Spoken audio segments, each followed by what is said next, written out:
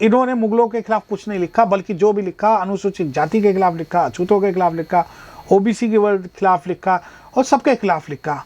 आपको ये बात मैं आपको बता दूं कि ये उस वक्त इन्होंने इसलिए लिखा क्योंकि ये सोचते थे कि मुगलों की गुलामी करके हमें मलाई तो खानी है, परंतु एक व्यवस्था बना के रखनी है जिस व्यवस्था के अंतर्गत ये जो शूद्र लोग हैं, ये जो अछूत लोग हैं, कभी जबान नहीं खोलेंगे।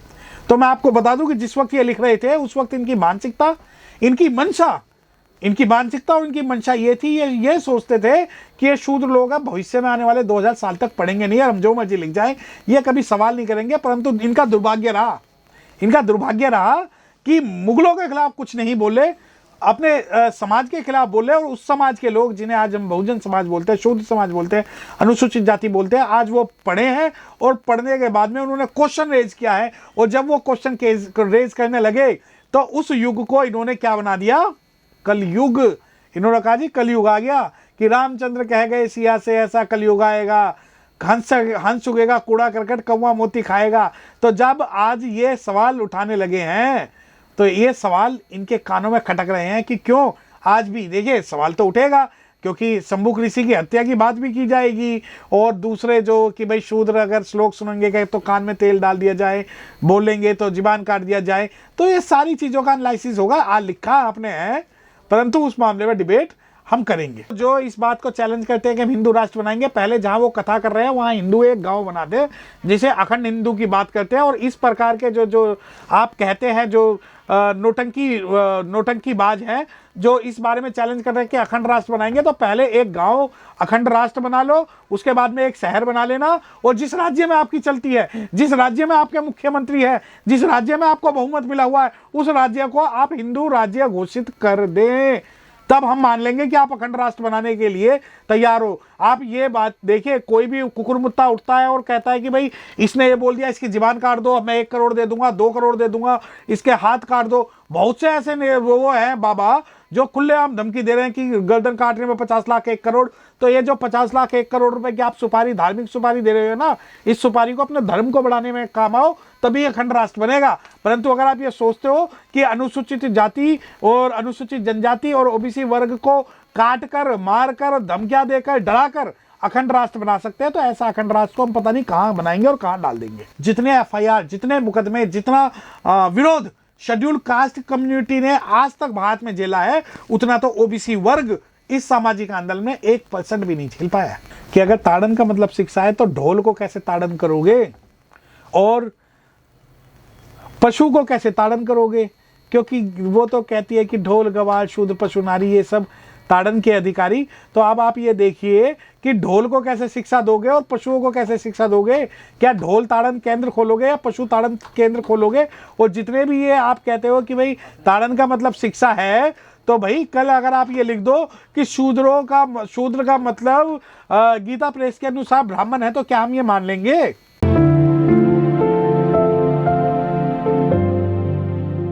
जाति ब्राह्मणों ने बनाई है या जाति पंडित ने बनाई है, हमारा इससे कोई लेना देना नहीं है। चाहे जाति पंडित बनाए, चाहे जाति ब्राह्मण बनाए, चाहे क्षत्रिय बनाए या शूद्र बनाए, जाति जिसने भी बनाई है वो अपने फायदे के लिए बनाई है। और जब ये बात हम हजारों साल से कह रहे हैं कि एक विशेष वर्ग जो है जाति का फायदा ले रहा है और उसी वर्ग को जाति बनाए रखने से ज्यादा फायदा हो रहा है, तो आज चाहे आप जाति में पंडित की बात करो या गैर पंडित की बात करो, हमारा इससे कोई लेना देना नहीं है। परंतु जाति इस भारत की बीमारी है और उस बीमारी से हमें इलाज चाहिए। देखिए वही मैंने बताया ना, जब वो कहते हैं कि जाति फलान ने बनाई है और ढिमकाना ने नहीं बनाई, तो हमारा जो सवाल है बीमारी आप बता रहे हो, इलाज कौन बताएगा? जाति बनाई किसी ने भी, लेकिन क्या जाति को खत्म करने के लिए आज कोई आगे आ रहा है? मुझे नहीं लगता कि कोई भी वर्ग चाहे वो ब्राह्मण हो, क्षत्रिय हो, वैश्य हो, वो इस भारत में जाति को खत्म करने के लिए आगे आ रहा है। जैसा आप जब यूरोपियन देशों को देखते हैं, आप ये देखिए कि ब्लैक लाइव मैटर होता है, उसके अंदर जो है जो वाइट पीपल है वो लीड करते हैं। उसके अलावा जब यूरोप में क्रांति होती है तो उस क्रांति को लीड करने वाले जो है वाइट लोग होते हैं, ना कि ब्लैक लोग होते हैं। परंतु भारत के अंदर ये स्थिति नहीं बन पा रही है कि जाति को खत्म करने के लिए, देखिए हम ओपन हार्ट से उन लोगों का स्वागत करते हैं, चाहे वो ब्राह्मण हो, चाहे वो पंडित हो, चाहे वो क्षत्रिय हो, चाहे वैश्य हो, जो जाति को खत्म करने की बात करें। परंतु आप जाति को बनाने की बात कर रहे हो, जाति को खत्म करने की बात कब करोगे? सवाल यहां पर यह है। पहले ये स्टेटमेंट देते हैं कि जाति जो है ब्राह्मणों ने बनाई है, उसके बाद कहते हैं जाति जो है पंडितों ने बनाई है, उसके बाद कहेंगे कि जाति सनातनियों ने बनाई है। जाति जिसने भी बनाई है वो बीमारी है भारत के लिए। आप जाति खत्म करने की बात करिए, परंतु आप ये देखिए कि निरंतर मुद्दे, नए नए मुद्दे आजकल जाति और धर्म को लेके निकलते आ रहे हैं। कभी किसी वर्ग को निशाना बनाया जा रहा है, कभी किसी वर्ग को निशाना बनाया जा रहा है, परंतु ये सारी की सारी चीजें इनकी खुद की नूरा कुश्ती है। हमें नहीं पता किसने बनाई, ना ही हमें जानना। देखिए, अब भारत के अंदर तो जो भी बोलेगा उसके खिलाफ मुकदमे दर्ज करेंगे। और रही बात स्वामी प्रसाद मौर्य की या चंद्रशेखर की, देखिए चंद्रशेखर बिहार के एक मंत्री हैं और बिहार राज्य के अंदर उनकी सरकार है। उन्होंने जो भी वक्तव्य दिया वो सरकार का वक्तव्य माना जाना चाहिए। रही बात स्वामी प्रसाद मौर्य की, स्वामी प्रसाद मौर्य ने जो बयान दिया वो आज से नहीं, वो जब से दे रहे हैं, जब से वो राजनीति कर रहे हैं।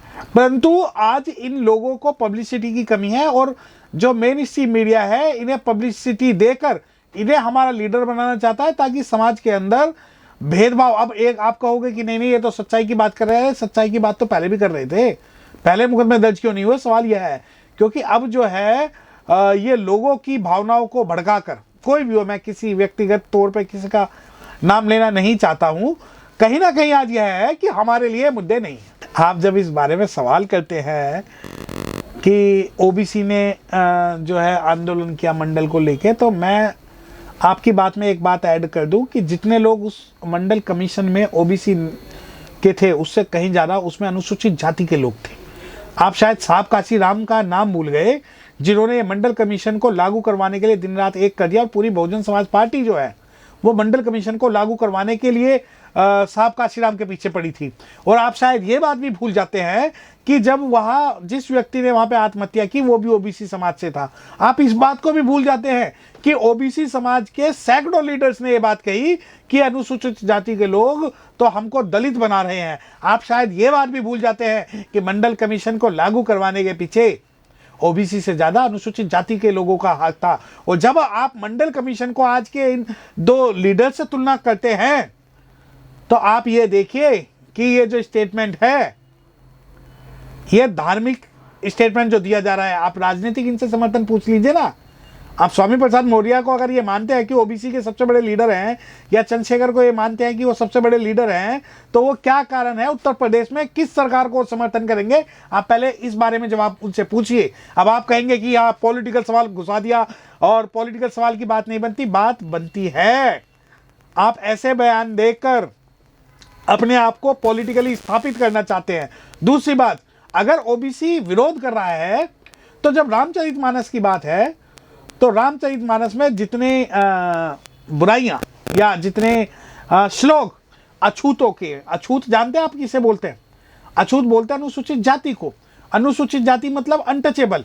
अनटचेबल मतलब जो अवर्ण है, जो सवर्ण नहीं है। अब अछूत से ज्यादा उसमें बुरा और भला लिखा गया, वो शूद्रों के बारे में लिखा गया। शूद्र मतलब ओबीसी कम्युनिटी। और ओबीसी कम्युनिटी, क्या आप अगर आप ये कहते हैं कि स्वामी प्रसाद मौर्य या चंद्रशेखर जो शिक्षा मंत्री है या आज ओबीसी समाज जुड़ रहा है, क्या उन्होंने लल्लई सिंह यादव का नाम ले सकते हैं? वो जानते हैं आप कौन है लल्लई सिंह यादव?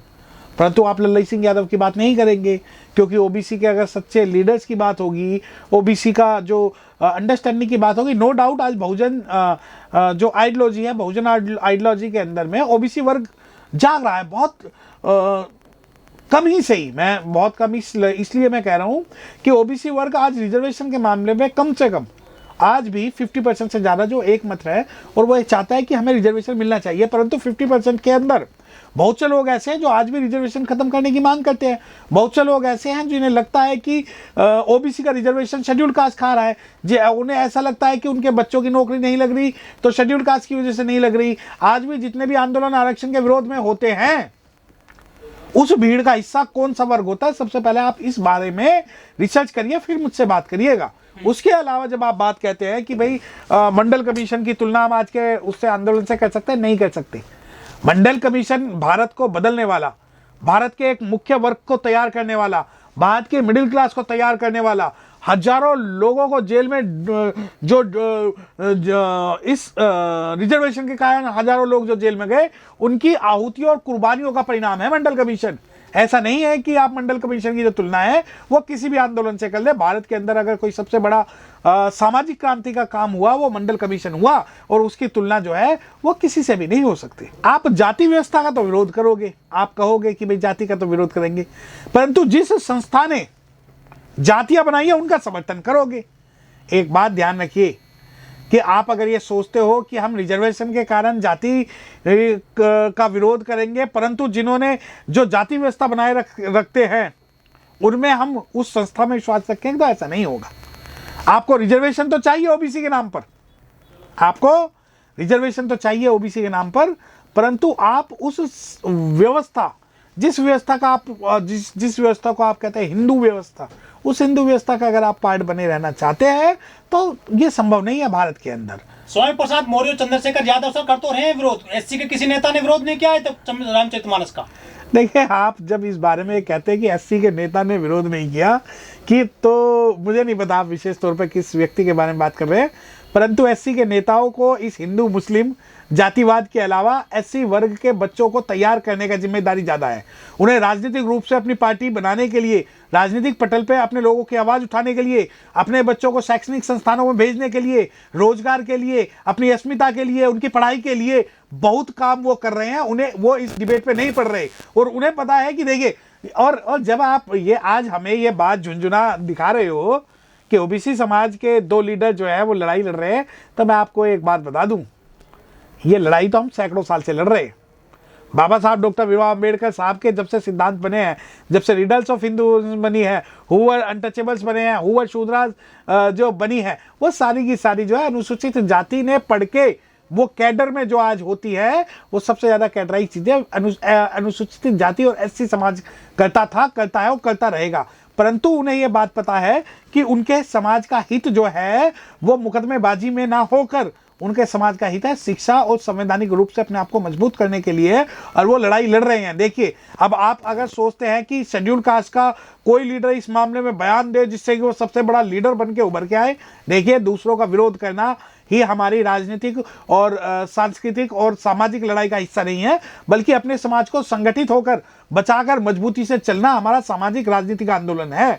दूसरी बात, जब आप ये कहते हैं कि एससी समाज का कोई व्यक्ति आज नहीं बोल रहा, अब भूल जाओ, आप कुछ भी लिख दीजिए, ये आपका प्रोग्रेटिव है, परंतु आज हम पढ़ने वाले भी हैं, हम जवाब देने वाले भी हैं, और हमारे पास अगर आप ये लिखोगे कि एक शूद्र की हम गर्दन काट देंगे पढ़ने के कारण, तो संविधान इतना पावरफुल है कि आपको जेल के सलाखों के पीछे डाल देगा।